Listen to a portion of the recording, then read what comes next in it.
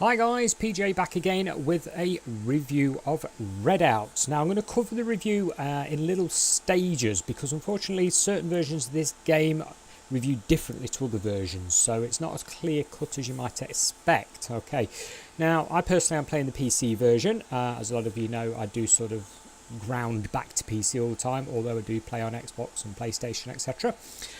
The game itself is it's like F-Zero. You know, it's a modern version of that. It's a sort of hyper race type game. If I put a quick race on so you can have a look.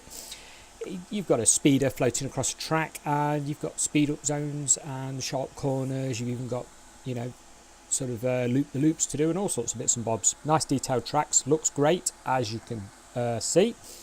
Now, the reason I said I'm going to break this up into different sections, if you like, is because the developers have chosen some really weird options with this game. Okay, now to cut to the chase, if you're going to play this game on PC, you've got no problem. It scales really well and you will keep it above 60 frames per second, and this type of game absolutely needs that. It needs 60 frames per second or it's going to feel awful. You know, you need it to stay there. Okay, so PC, not really an option. Price, where are we? $26.99 on Steam at the moment. It is possible to get it a bit cheaper. I got my key for this game a little bit cheaper than that from one of the grey market sellers. Won't advertise which one, but there's quite a lot of them out there. Green Man Gaming have also got the game at reasonable prices. You know, the usual corporates. On PSN it's $34.99, or it was the last time I checked yesterday, and Xbox Live at $31.99. So a bit of a split there on the console prices. Not sure really why, they're normally the same price, but hey ho. Right, starting with the PlayStation version.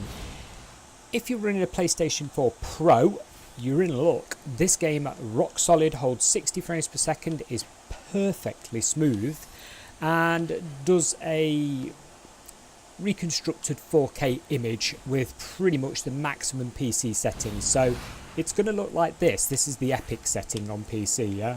Not on an ultra-wide display, of course, but if you've got a 4K TV, this game will look the biz, and it will also play perfectly smoothly. It doesn't drop frames, it doesn't stutter. So go for it, is my advice on that. So in other words, PlayStation 4 Pro version, I'm comparing it to other F-Zero type games, it's going to rate pretty highly. I'd give it an 8 out of 10 if you're buying it on a PlayStation 4 Pro. Likewise, I'd give it 8 out of 10 on PC, because your frame rate limit on PC is up to your graphics card. It goes up to 200 and something frames per second if you allow it. Obviously value, there's a little bit of a value proposition there, the PlayStation version being the dearest one, which is a bit of a shame, so that knocks it a little bit. If you're running an original PlayStation or a PlayStation Slim, little bit different. The game targets 1080p native resolution. It doesn't manage to stick though to 60 frames per second. It does keep all of the artwork intact on the high settings like this, so it looks like this. It runs approximately 45 frames per second up and down a bit, so it's a little bit jittery in places, but it is still quite playable. My advice on that one is to wait for a sale to try it. Let's face it, PlayStation have a lot of sales, so just hang on until it's on sale. It's not perfect, but it's by no means unplayable. I would rate that one 6 out of 10. Okay, it does lose a bit over the Pro version, to be honest. The gameplay, I've tried it, you can tell it's stuttering and struggling in places. Maybe they should have dropped the graphics quality down a notch for the normal PlayStation. And that leads me to the last one, the Xbox One version. And I have to say, straight off the bat, I believe the developers have failed miserably with this version. It is 972p resolution, so it's not 1080p, which means it looks blurry. Nothing looks sharp, okay? Weird choice of things to do though, because they haven't dropped the effects down or the graphics quality down. It's still got all the same graphics as the other versions. Here's the clinch though. It runs at around 30 frames per second, and yes, it drops below that, which is absolutely useless for this type of game. The reactions are too slow, it feels sluggish, it stutters in places. It's a no buy. Basically, they've screwed it up. They should have dropped the graphics down to what the console could manage, as well as dropping the res. They've clearly targeted it far too high.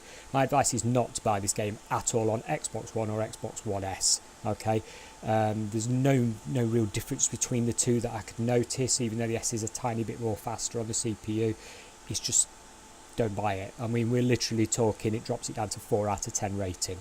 So you've gone all the way from, you know, a good game, in essence, on PlayStation Pro and PC, to a crap game just by the way the developers have chose to do the game. And that is a crying shame, because this game is a lot of fun.